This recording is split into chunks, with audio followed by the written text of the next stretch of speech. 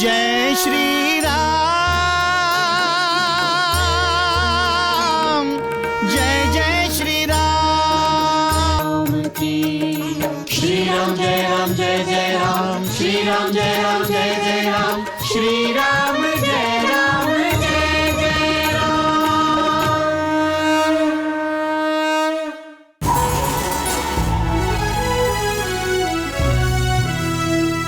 जय श्री राम।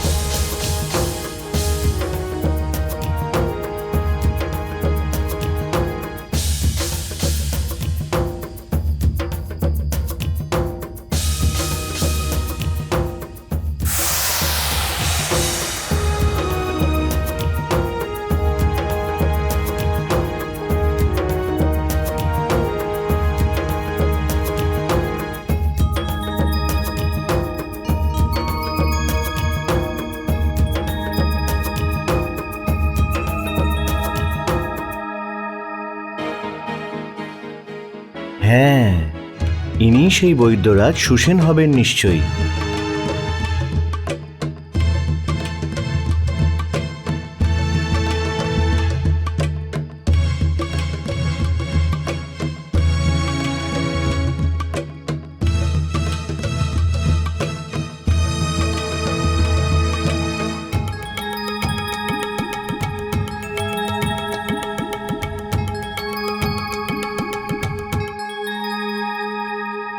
শ্রীমান, আপনি কি বৈদ্যরাজ সুসেন? হ্যাঁ, বলুন। বলুন নয় বৈদ্যরাজ, চলুন। কোথায়?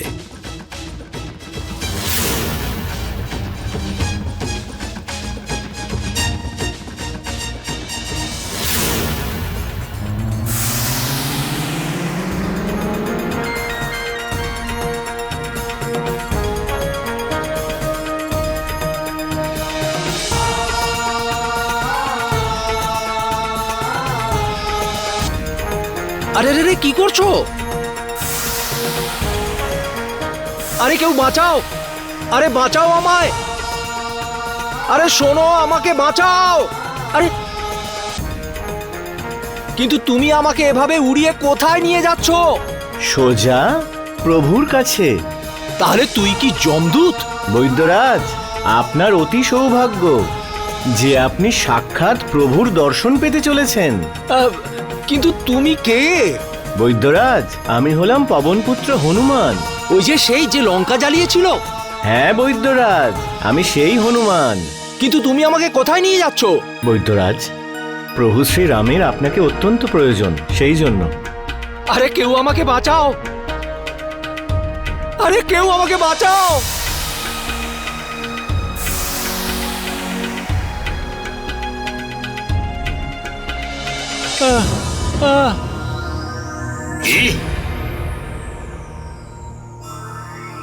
বৈদ্যরাজকে তার গৃহশুদ্ধ উঠিয়ে নিয়ে এসেছে। ও নিশ্চয়ই হনুমান। যাও, শুককে বলো যত শীঘ্র সম্ভব আমার সামনে উপস্থিত হতে। যথাজ্ঞা মহারাজ।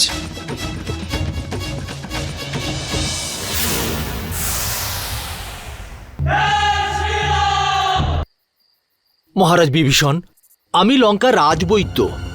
শত্রুপক্ষের জন্য কিছু করাটা আমার অনুচিত। আপনি অতি শীঘ্রই আমাকে লঙ্কায় ফিরিয়ে দিন। রাজবৈদ্য সুসেন, আপনি একজন বৈদ্য, আর রোগীর সেবা করা তো আপনার ধর্ম।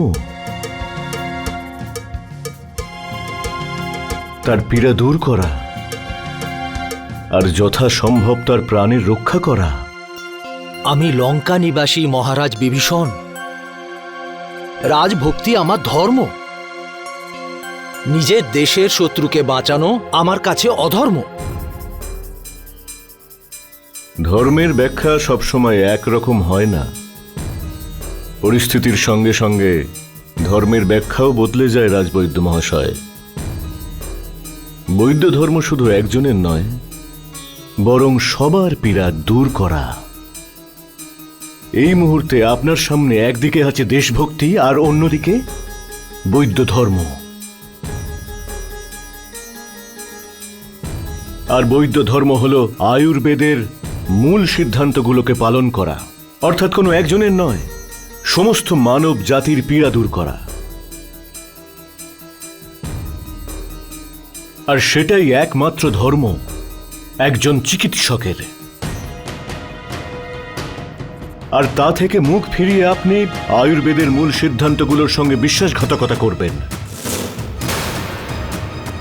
তাই আপনার যে এতদিনের শিক্ষা তা অভিশাপগ্রস্ত হবে,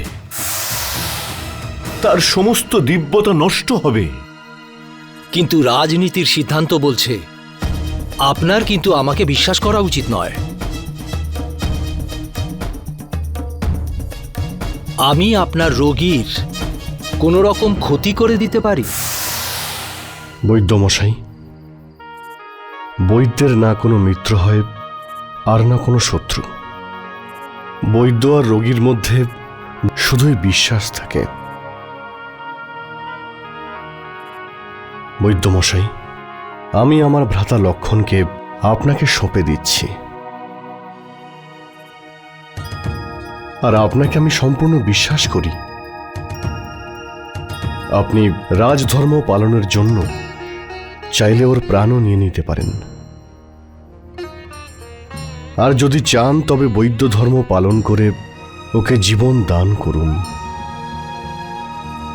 এবার আপনি যা করবেন। রঘুনাথ, বৈদ্যরাজ, বিলম্ব করবেন না বৈদ্যরাজ। প্রভু শ্রীরাম ভ্রাতা লক্ষণের দায়িত্ব আপনাকে দিয়েছেন।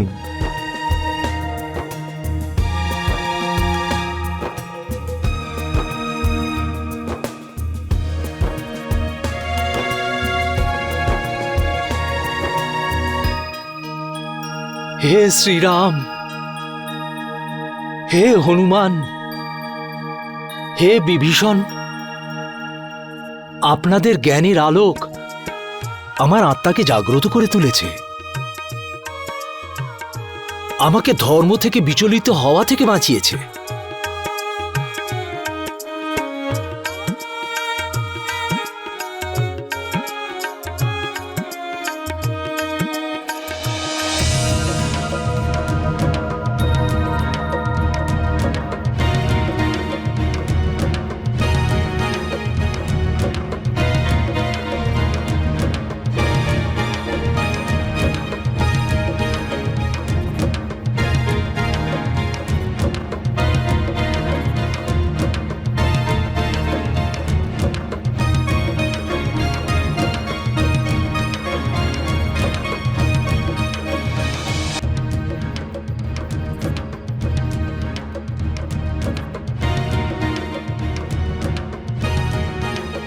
বৈদ্যমশাই, কোনো কি আশা আছে? হৃদয়ে গভীর আঘাত লেগেছে। শ্বাস নালিকাগুলো কোথাও কোথাও বন্ধ হয়ে যাচ্ছে। তাহলে এখন কি করব? আমার বনস্পতি এবং জড়িবুটির মধ্যে এমন কোনো ঔষধি নেই যে যা দিয়ে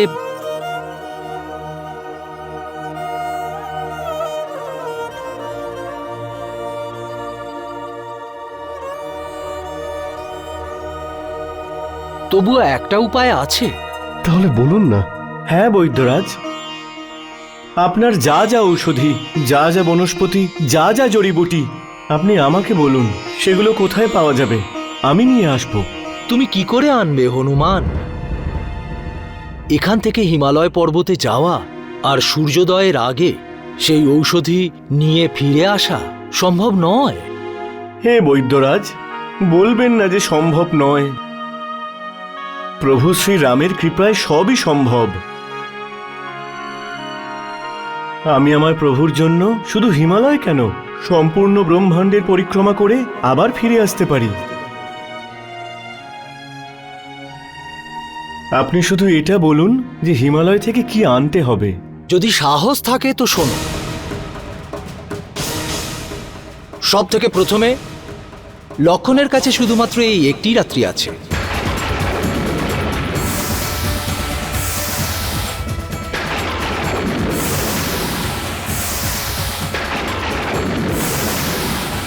সূর্যোদয়ের আগে সেই ঔষধি নিয়ে তোমাকে এখানে ফিরে আসতে হবে। আমি ফিরে আসবো বৈদ্যরাজ, আপনি শুধু ঔষধির নামটা বলুন আর সেই ঔষধি প্রাপ্তির স্থানের নাম বলুন। ওটার সব থেকে বড় পরিচয় এটাই হলো যে আলোক বিচ্ছুরণ করে, তার ভিতরে একটা দিব্য জ্যোতি জ্বলতে থাকে।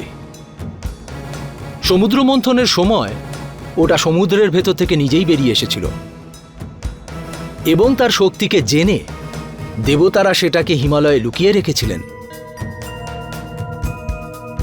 এখন তাঁরাই সেটাকে স্বয়ং রক্ষা করেন। তাঁদের আজ্ঞা ছাড়া তুমি ওই ঔষধি পাবে না। অনুমতি তো পেয়ে যাব বৈদ্যরাজ, যখন আমি ওনাদের এটা বলবো যে এই ঔষধি আমি ভগবান শ্রী রামের ভ্রাতা লক্ষণের জন্য নিয়ে যাচ্ছি। কিন্তু ওনাদের সেই ঔষধের নাম তো বলতেই হবে। আসলে ওটা 4টে মহা ঔষধ, কিন্তু তুমি যদি ওগুলোর মধ্যে থেকে মৃত সঞ্জীবনী নামের একটা ওষুধ আনতে পারো তবে সময় থাকতে আমি সেটা লক্ষণকে দেব, কারণ ওতে মৃতকে জীবিত করার শক্তি আছে। প্রভু, আমি মৃত সঞ্জীবনী নিয়ে আসছি, আপনি আমাকে আজ্ঞা দিন আর আশীর্বাদ করুন।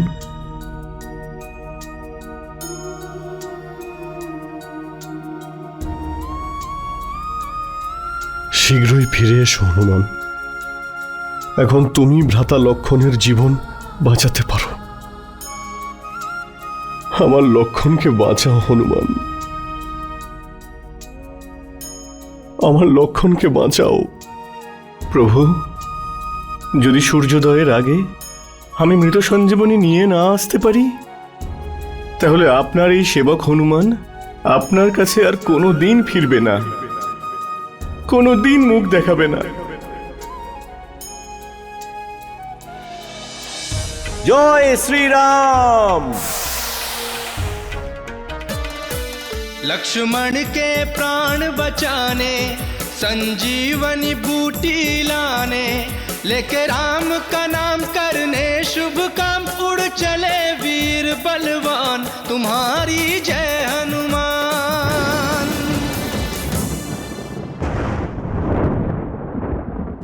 আপনি কি চান লঙ্কেশ? আজকে রাত লক্ষণের জন্য কাল রাত্রি বানাতে চাই আমি। সুখ, কিন্তু এই কার্য কোনো মায়াজাল বিস্তার করা ছাড়া সম্ভব নয়। আমার এই লঙ্কায় মায়াবী একমাত্র উনিই আছেন, কালনেমী। আমি নিজে তার সঙ্গে দেখা করতে যাব।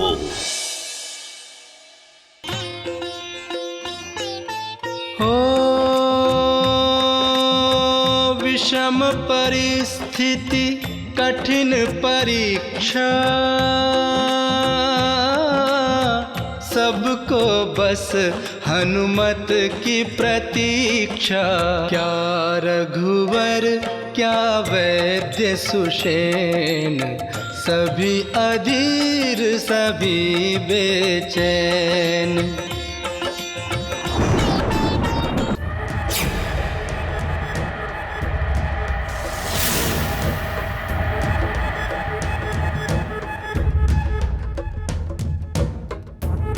কালনেমী, দশানন লঙ্কেশ, আপনি এখানে এই তুচ্ছ সেবক কালনেমীর কাছে? কালনেমী, তুমি মায়াবীদের সম্রাট, সবচাইতে দ্রুততম ভাবে তুমি যেখানে ইচ্ছা পৌঁছতে পারো। আজ আমার এই লঙ্কার তোমার সেবার আবশ্যকতা রয়েছে। আদেশ করুন মহারাজ। ইন্দ্রজিতের শক্তি দ্বারা লক্ষণ মূর্ছিত হয়েছে। ওর প্রাণ তখনই বাঁচতে পারে যদি ওকে সঞ্জীবনী দেওয়া হয়। সঞ্জীবনী আনতে হনুমান গিয়েছে। সূর্যোদয় পর্যন্ত তোমার হনুমানকে তার পথেই আটকে রাখতে হবে। কি হনুমানের পথ রোধ করার কথা বলছেন লঙ্কেশ? যে শত যোজন সমুদ্র পার করে লঙ্কায় এসেছে, যে লঙ্কাকে ভস্মীভূত করেছে, যে নাগ পাশকে। কালনেমি, আমি জানি হনুমানের সঙ্গে যুদ্ধ করাটা তোমার পক্ষে সম্ভব নয়, কিন্তু তোমার মায়াবী শক্তিকে লঙ্ঘন করা হনুমানের পক্ষেও সম্ভব নয়। তোমাকে শুধু হনুমানকে এই রাত্রির কয়েকটা প্রহর তোমার মায়াবী শক্তির দ্বারা আটকে রাখবে। তুমি একজন নিশাচর, তোমার শক্তি নেশাকালে দুগুণ হয়ে যায়। যত শীঘ্র সম্ভব হনুমানকে তার যাত্রাপথে আটকাও। যথাজ্ঞা লঙ্কেশ।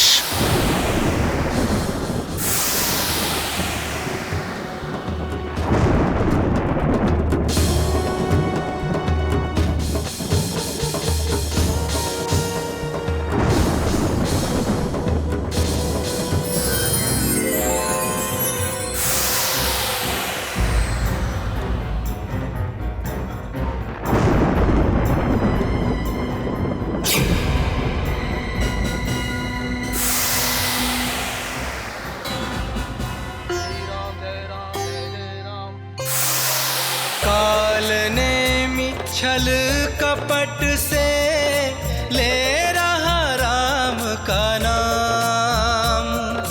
जय श्री राम, जय श्री राम। सुन राम धुन उतरे कपट के धाम। जय श्री राम। मायावी के श्रीराम जय राम जय जय राम। श्रीराम जय राम जय जय राम। जय श्री राम। জয় শ্রীরাম। আয়ুষ্মান ভব। এসো হনুমান। হে মহাশয়, আপনি আমাকে চেনেন? আমি তো এটাও জানি যে তুমি কোথা থেকে আসছো আর কোথায় যাচ্ছ। যাত্রাপথ অনেক দীর্ঘ হনুমান। পথের ক্লান্তি তোমায় শক্তিহীন করতে পারে। যদি তুমি তোমার লক্ষ্য পূরণ করতে চাও তবে ক্ষণিক বিশ্রাম নাও। রাম আর লক্ষণের জীবনে কখনো আধার নেমে আসবে না। ক্ষমা করবেন মহাশয়, আমাকে আমার প্রভুর আজ্ঞানুসারে রাতের মধ্যেই ঔষধি নিয়ে ফিরে যেতে হবে। আমি তো রাম ভক্তকে দেখে শুধু পরিচয় করার জন্য আপনার কাছে এলাম। হনুমান, আমি তোমার ক্ষুধা আর তৃষ্ণা চিরকালের জন্য দূর করে দেব, শুধু একটা মন্ত্রের দ্বারা। যে পর্বতে তুমি পৌঁছতে চাও, একদমে, শুধু একদমে তুমি সেই পর্বতে পৌঁছে যাবে। সেই জন্য যাও, তুমি আগে স্নান করে এসো।